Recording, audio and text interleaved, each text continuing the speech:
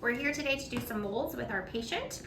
So first thing you're going to do is you're going to gather your supplies. So you're going to need this gel trait right here. So depending on the size of your patient, you will start with one canister. You might need to go dip into another one. So have a second one ready, but don't necessarily need to bring it into the room with you. You're going to gather the size of flexi bowl that matches the size of your patient's either hand or foot, so you can size it before. Brent, I'll have you kind of size our patient. Obviously this is too big, but for an older child, do that. Perfect. Perfect.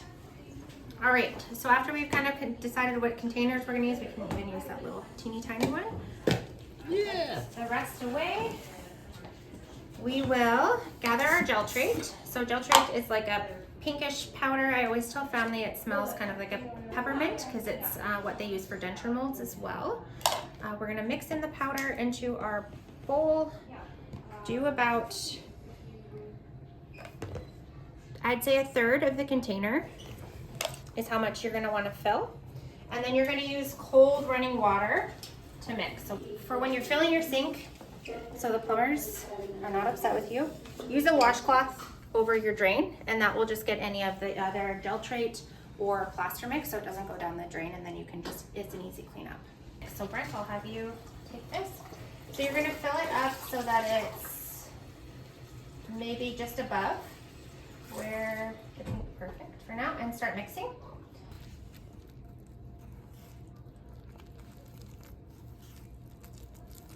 So you're gonna mix until you have about a pudding kind of consistency, making sure that there's no whitish pink residue. For the bigger basins, you're gonna have to scoop all the way to the bottom and kind of lift up, because that's where it will kind of tend to accumulate. So that looks pretty good. So next, after we've gotten our consistency about this, we're gonna go to our patient and dip in an extremity. So do a foot maybe to start. So obviously our baby's not as flexible as most. And you're going to kind of dip it on its side a bit. Put our baby down. Our patient's not very helpful here. And then we're gonna wanna make sure that none of the toes or the heel are touching the bottom of the basin. And then hold it still once you've kind of acquired the desired position, making sure that nothing is touching either of the sides or the bottom of the bowl. And then you'll let that set. Because we made it cold, you have a longer window to kind of get the right position, so I always encourage people to do theirs cold, just so they have time to fidget with getting the foot or hand in. So 2 minutes later. You'll feel the mixture. Brent, do you want to feel and just see what it feels like? How would you describe that? Rubbery? Rubbery. So it's kind of rubbery. It's not goopy anymore. If anything sticks to you, you'll know it's not ready yet. So after you've kind of achieved this state, you're going to kind of try to break the seal here. So kind of rub your finger into the, without trying to do too much cracks here. So that's cracking there, so we're gonna have to be mindful when we take the foot out that might break. And then we're going to try and pull against gravity of where the foot is. Perfect. As you can see, you have a perfect mold. So you can see a little bit, so we did end up touching the toes a little bit. You can see a little bit of green space at the very bottom. So in the future, we would probably try just a little bit bigger of a bowl, or maybe a little bit even more mixture. But that shouldn't be too bad for setting. It's not like a gaping hole. So now we'll go on to fill this with plaster. So on to the next part. So once we've gotten our molds done, so we're pretending we have hands and feet, we can then go on to the next part, which is making the plaster. So plaster's in this container here. So you'll grab as much as you need using a cup in a basin bowl, and then we're going to be making a soup consistency with water. So more water ratio. So this would be too much water. So I'm gonna add some more plaster. Brent, I'll have you mix in there so you can feel the consistency. Sorry, some people use gloves. I like to You like to get messy. get messy and feel the consistency. It feels very like Watery. light consistent. Yeah.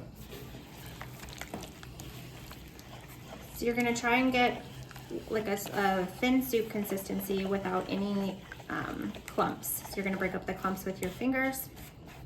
I find that's the most effective way to do it. Some people could try and use a spoon, but again, I just feel like I feel it better.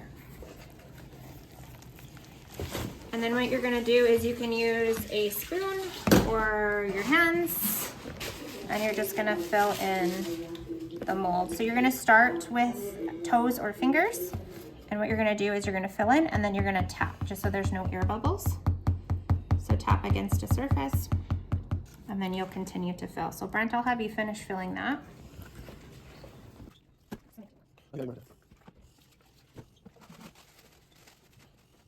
Okay.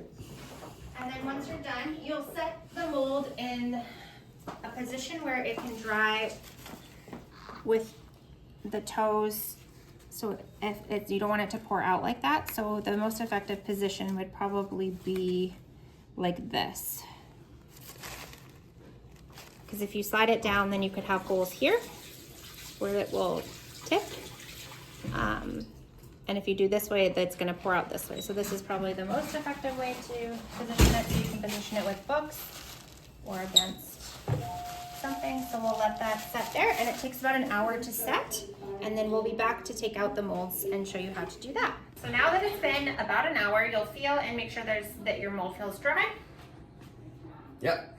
All right, and then you're gonna take it out. So start by just taking all of the pink filtrate out of the container.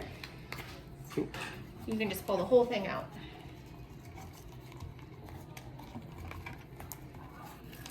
Okay. Perfect, and now you're slowly gonna chip away the pink away from the plaster. So being very mindful of where the fingers and toes are.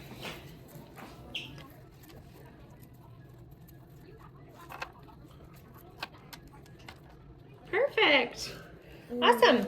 So now what you could do to finish this up is there's some tools in the classroom to kind of help shave this down. And then also you could even kind of fix some of these little extra pieces of plaster in between the toes with a little, what is that tool called? Like a dental hook? Oh, like a dental hook, yep. And that is your mold. Some families also choose that they want these plated, so there's some plates in the back classroom that you could set the foot in, and you would just fill it with that soup-like consistency plaster. Very cool. You've done the mold. Congratulations. Yay.